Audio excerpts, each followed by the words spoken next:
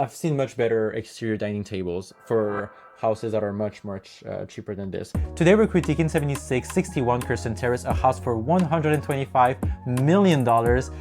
At that price point, you're not just buying square footage, you're buying something close to perfection. And even at that price point, it doesn't guarantee perfect everyday flow. In fact, as soon as you enter the house, you're forced to go upstairs to reach the main living areas, but more on that later.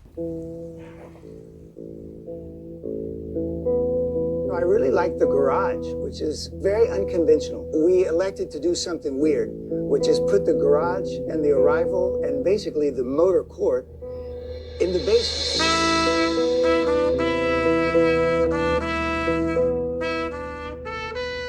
Well, this is a very strange idea because if we put it up on the ground level, it would have taken away the opportunity for garden. Already there's no garden, so I understand what he's saying because he wanted to maximize the square footage since the beginning. So by putting the driveway and the motor court, which already takes a lot of space in the plot of land, subterraneanly, and you can build the house on top, then you have more square footage to build on. But I just think this is probably the number one biggest mistake of this house. And I think a lot of things that I don't like about this house stem from the subterranean entrance. The arrow, this is where you arrive, but the thing is, you don't have a frontage.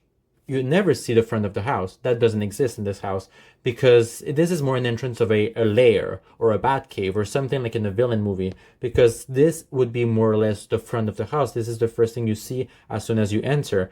I mean, the space is beautiful. Let's not get things mixed up, but it's just not that functional because every time you're going to be entering, you're not at the same level of the kitchen, the pool, the main living area. So you have to go up these stairs all the time. And on the listing description, I did not see an elevator, and in the pictures, I could not find an elevator. So you have to go up the stairs every single time. And not only that, but having this driveway all built up is a bit like a what is this game where you have to rearrange the cars to let the red car out of the parking spot? I feel like it's giving this because it's as big as it is. It's not that big, especially with cars and circulation pathways that are very important. Already, this is the garage, so at least this here has to be clear at all times. So your cars in the garage, which is very big, can go out. But here you have like maybe 2 parking spaces here, if that. This idea to maximize the square footage,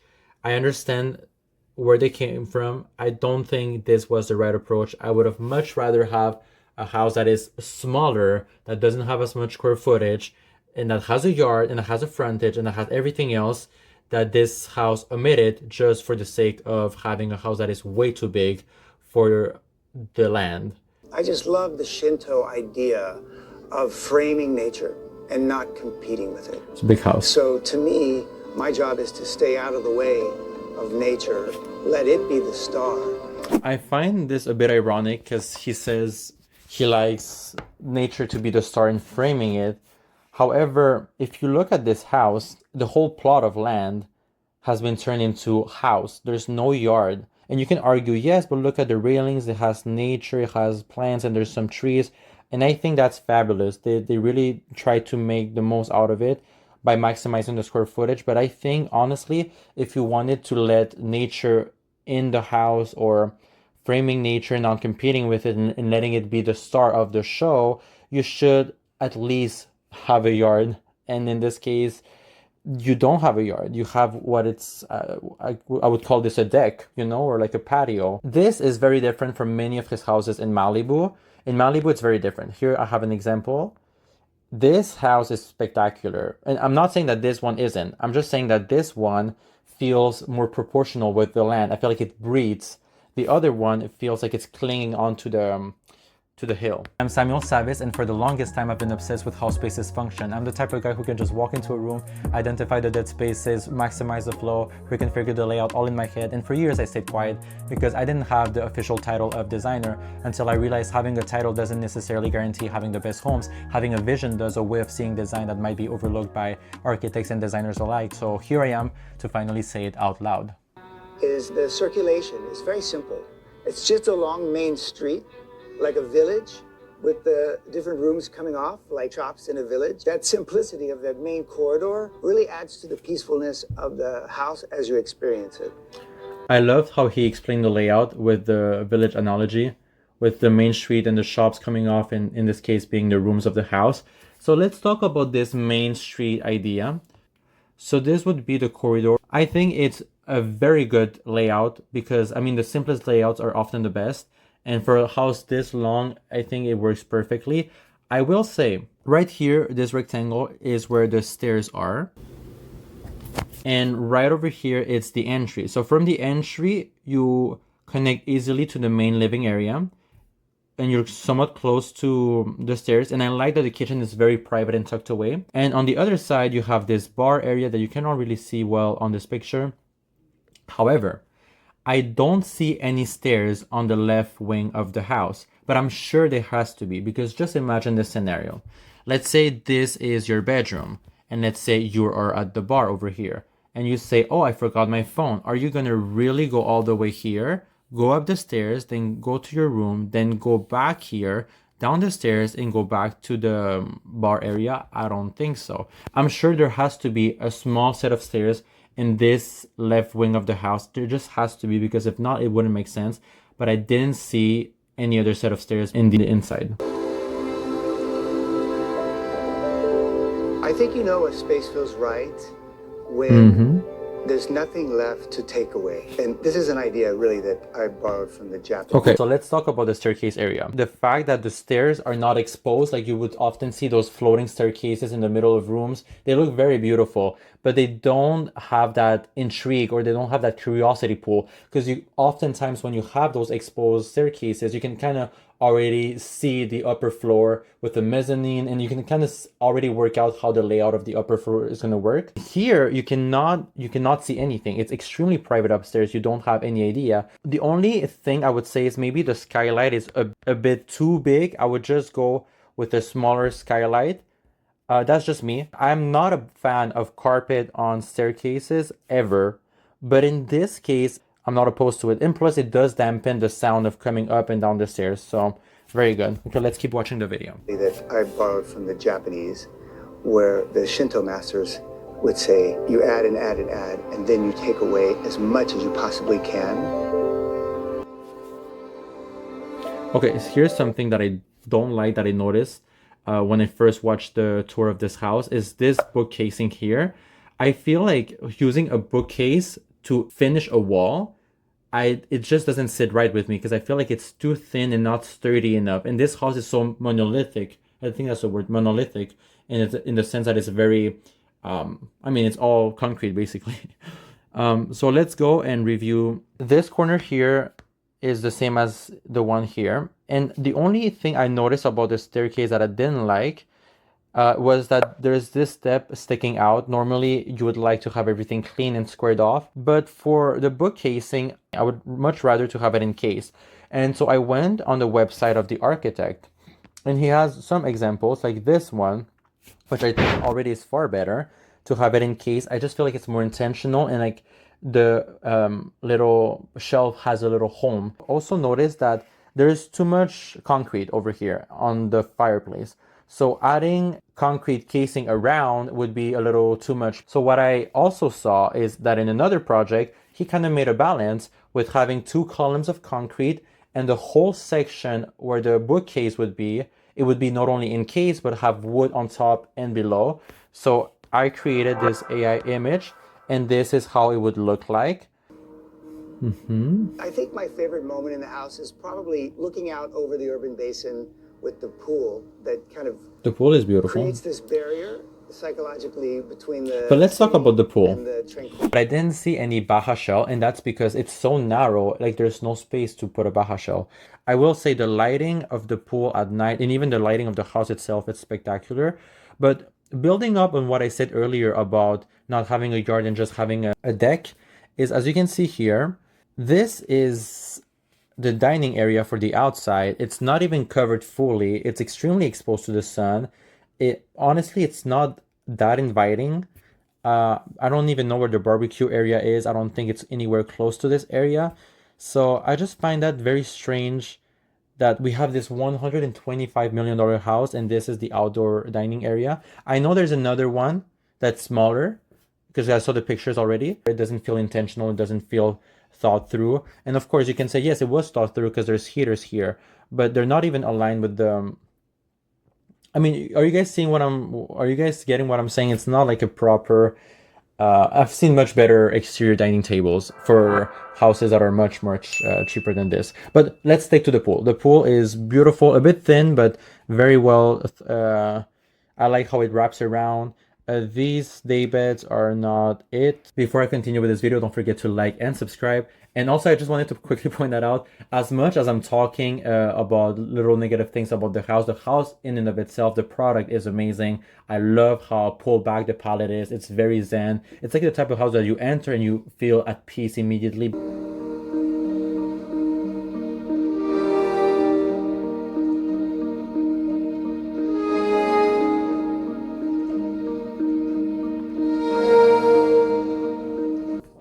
Outdoor living. It really invites this beautiful window right up the sink. This is the other dining area that I was talking, that was outdoors. We don't really have bugs. And this living room, I think the scale is right.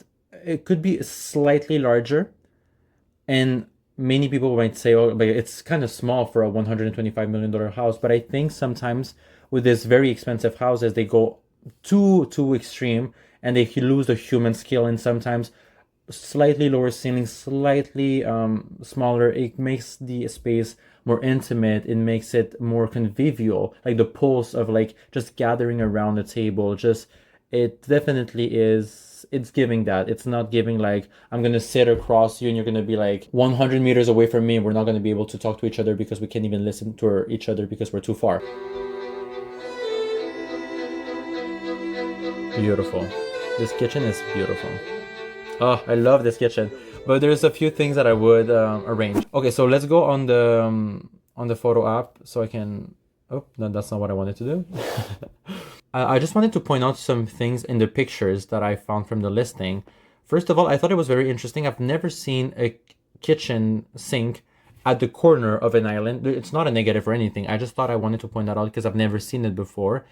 And also, something that I found odd is that this part of the countertop sticks out beyond the frame of the counter, which I thought it would look much better if it would just elongate the framing over here of the counter or just shorten the counter space. But since there's so much space, might as well just prolong the counter frame and just make it fit squarely. So I'm curious why they let it stick out. Maybe it's to add some stools, but in which case, why didn't they add the stools? Because right now I'm just confused about why is it sticking out.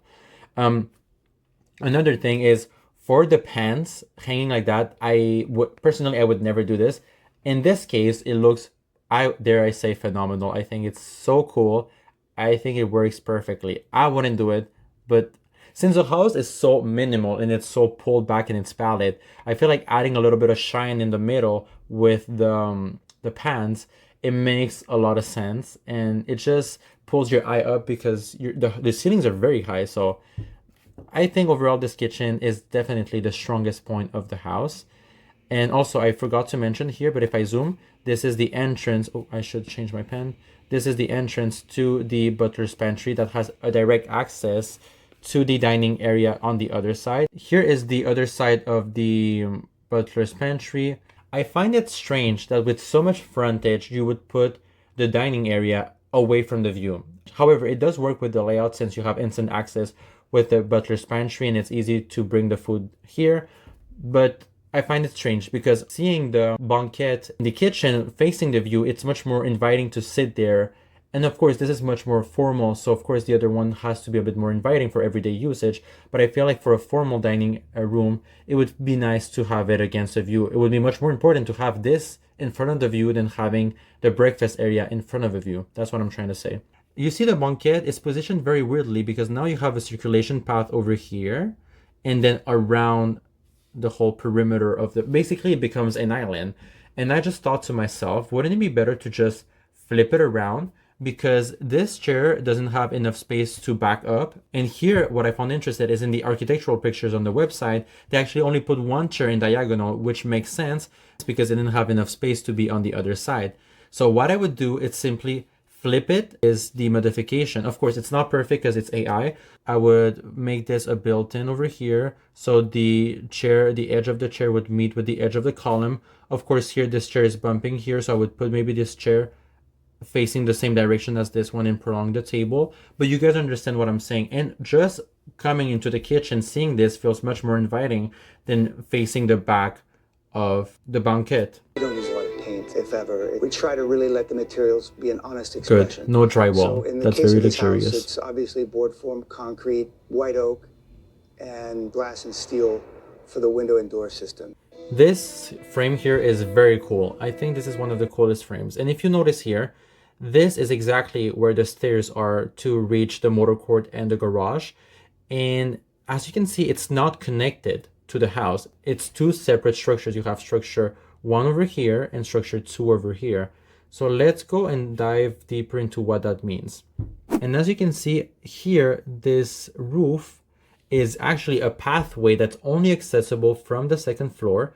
If you see it here from above, these 2 beams right over here. And so that means that this structure right over here, it's somewhat detached from the main house.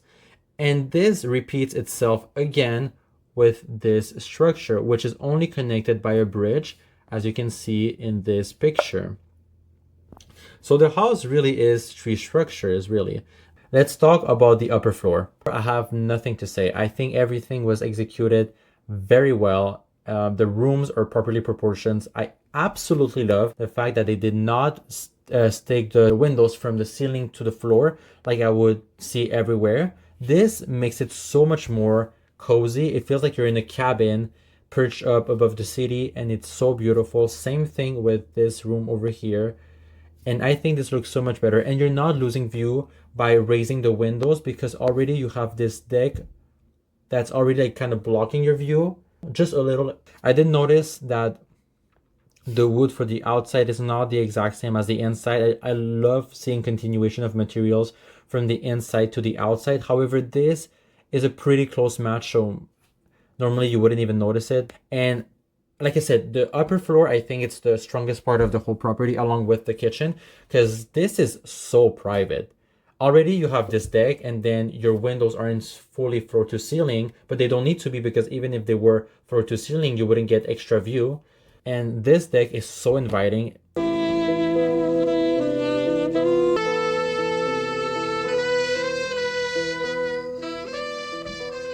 The way people feel and the psychology of any piece of architecture, including this house, it should be a very calm and safe space where you feel comfortable, almost like you're getting a hug. If architecture can do that, it really starts to activate its potential. A hug. A very rigid hug, because this house is very square.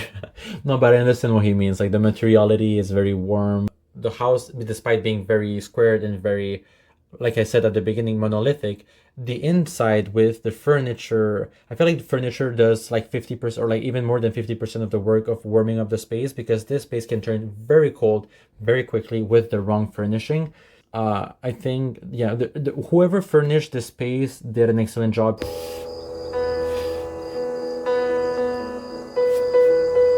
So let's talk about some of the areas that they didn't talk about. For example, here at night, I think it's beautiful. However, I'm always a big fan of backlit shelves. I think it gives you that glowing box effect, and it's just that much more moody. I understand these are the real estate pictures and the listing pictures, so they want to put every light up, but I usually don't like putting the main lights up, so I don't like seeing this fully on. I would much rather to see a moody picture. But so I decided to just do like this more like dimmed down picture with the LED light in the book casing. I think this looks much better. And I also decided to add 2 asymmetrical sconces next to the fireplace. I think this adds a little bit more of the warmth, and it removes the dependency on the brightness of the lighting above. And also a little note, just imagine this book casing backlit, but with the design that I proposed earlier. So this is the front door over here. This is the end of the stairs, and this picture right over here is highly manufactured, because you will never see this view, because once you finish going up the stairs, you're going to be so close to the architecture of the house that you won't be able to appreciate it unless you go exactly where the camera is and then go into your house, which wouldn't make sense. You would just directly go straight into your house. So it's beautiful. I like the idea that it's showing us much of the house, but this view you'll never really see. And this connects to a courtyard. So this is the courtyard. So as small as the yard is facing the view, you also have a yard here, which I thought it was interesting because my instinct would have been to connect the courtyard and the front yard, or the yard with the view, together, if you can even call them yards, because they're mostly decks or patios, and I would connect them both to have much more land in front of the view. This is the outline of the house. This is what I would suggest if I were to start over the project. I would simply stick the house against the mountain and use the retaining wall as a structural element for the house. That would allow you to have at least a decent sized yard, something that you don't have currently. And here would be your driveway. The driveway would stay the same. However, it wouldn't be subterranean. It would just be a normal driveway. So the house would be only 2 levels. The main level, so as soon as you arrive, you're at the same level of your garden, your kitchen, everything that's communal. And upstairs, that would be your bedrooms. However, the only thing that I still have to think about is as soon as you arrive here, where would the garage be? Because here I would put a wall or like very tall hedges, because I don't want the driveway to blend in or bleed in rather into the backyard, because I really like that to be separate. So maybe I thought like here the garage could be here, but then the frontage of the house would be way too narrow. But I would have to think about it. But I just think already this distribution works much better, because at least you have a frontage, you have the house, and then you have a yard. And then you have, in the yard, it's not like a little strip. I understand they did this so that light could go from this angle. One of the reasons why they decided, or they were forced to make a courtyard, because as soon as you enter the motor court, you're forced to go up the stairs. But if this house was glued into the mountain, it would be very dark and almost like a cave as soon as you go up the stairs. So if they wanted to feel inviting to go up the stairs, they had to open it up, and that meant to push the house away from the mountain, but that removes square footage from the backyard. And this is an example of a very famous house that was built right up against the wall with no space in between the mountain and the house. As you can see of the construction pictures, the steel framing goes directly on the retaining wall.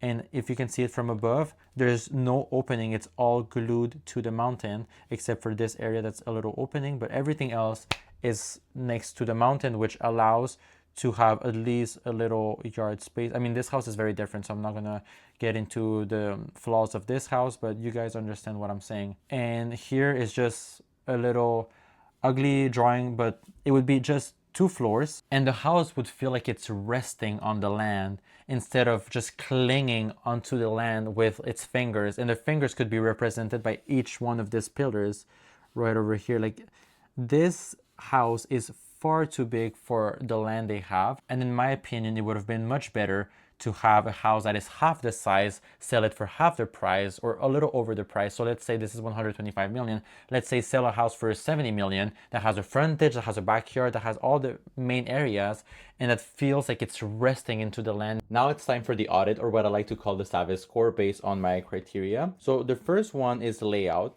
As much as I like the simple layout of the main street connecting all the bedrooms, there were still a couple things that I didn't see or wanted to see in the house. For instance, there was no upstairs lounge or landing area as soon as you went up, or at least they didn't showcase anything, so I don't think there was one. Also, there was this step sticking out in the staircase from the main hallway, and also you arrive at the basement. So all of that will give the score a 7.5 out of 10. The scale, the human proportion versus the ego volume, I think this house was very good. Even the circulation pathways, I know that goes a little in the layout, but the size of the circulation, and also like in between the island and the kitchen, it was very wide. It felt comfortable. It wasn't too extreme, it wasn't too little. And throughout the house, I felt like the scale and the human proportions were kept. So for that, I have nothing to say. I will really give it a 10 out of 10. I think they nailed it. The convivial pose, so the intimacy, the coziness, the social magnetism, surprisingly for a concrete fortress, it's going to score pretty high, because the way they organized the rooms and how they furnished them and how it all came together, I think it was very, very well done. But with that said, the outdoor dining table did not have that same energy, and I didn't find any barbecue area. I'm sure there is one, but it's probably not in the same area. So it just doesn't encourage social magnetism around that big of the pool. So for that, I'm going to give it an 8.5. Material honesty is all about the authenticity of the materials. If it looks like wood, then it should be wood. And if it looks like stone, then it should be stone, and so on and so forth. So for this house, it's an easy 10 out of 10. There was no imitation. It was it was the real deal. And even with the concrete, I mean, they had $30 million of wood formed concrete throughout the house. So let that sink in for a second. So this is as authentic as it gets. There's no imitation. It's not trying to be something it's not. It's the real deal. And also, I want to add that all the materials have a high potential of aging gracefully and have that beautiful patina over time. And the craftsmanship throughout the house was impeccable. So that's why it gets a 10 out of 10. Criteria number 5, biophilic aperture. This is my personal favorite. This is all about nature's connection to the inside of the house. So for example, if you have a window, is it just facing nowhere, or is it actually framing a view and making the window actually turn into a living frame? Or also the indoor and outdoor connection with the materials on the indoor continuing on the outdoors with pocketing doors or seamless transitions to the outside. And layered landscaping, meaning is the landscaping only on the outside, or are you also layering landscaping on the inside to blend it in together as much as possible? So this house, when it comes to sidelines, it gets all its points. So I will give it 3 here. The indoor outdoor floor also, despite the yard not being that big, it still has a great connection. So I'll give it 3 points here. When it comes to the layered landscaping, one section of the house is very well, it's green, it's lush, and the other side is left bare. And also in some of the pictures of the listing, they also edited the picture and enhanced it with AI, adding more greenery than it actually has. So for that, I'm gonna give it 1.5 points. I'm gonna rectify the score here because I do see the biophilic effort. So instead of 1.5, it's gonna be 2. So this brings the total. For spatial intelligence, it's all about the specs and amenities and the site balance. Does the spec of the house make sense? Or does the amenities for the size of the house also make sense? And is the site balance proportional to the land and the house and the construction that was there? When it comes to the specs of this house, I'm only considering the bedroom and bathroom count. In this case, we have 7 bedrooms and 12 bathrooms. I'm assuming that every single bedroom has its own ensuite bathrooms. And I know the master bedroom has 2 bathrooms, his and hers. So that brings the total count left over to 4 bathrooms to service all the common areas in the house, which is sufficient.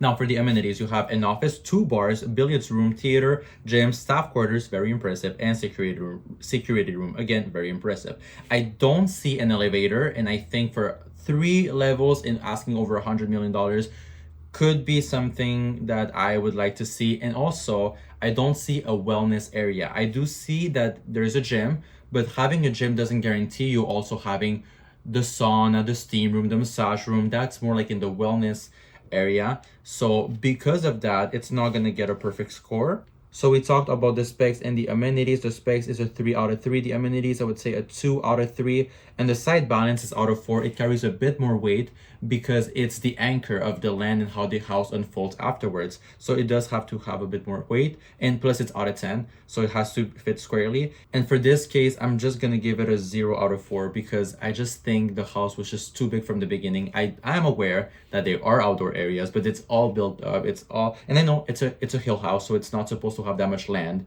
But when you're asking $125 million, you should have it pretty much all, or pretty much close to having it all. And just having those 2 little strips of decking is just not sufficient for me. So for that reason, I am just gonna give it a 0. So this is gonna be a 5 out of 10. Finally, we have the bonus section where I can deduct all the way to 2 points to adding 2 points. And this is depending on if a house does something exceptionally well that I've never seen before, or something that really stays with me and that I'm going to remember for a long time, then I could add 1 point or 2 points. Or if there's something that was just really nagging at me, I can deduct 1 or all the way to 2 points, all depending. But for this house, I'm gonna keep it neutral. There's not going to be any bonus points or deduction of points. So this brings the total score to 48.5 out of 60. That's it for the video. Hopefully you guys found some value in it. If you did enjoy it, don't forget to like, subscribe, and share, and also comment down below on anything that I might have missed.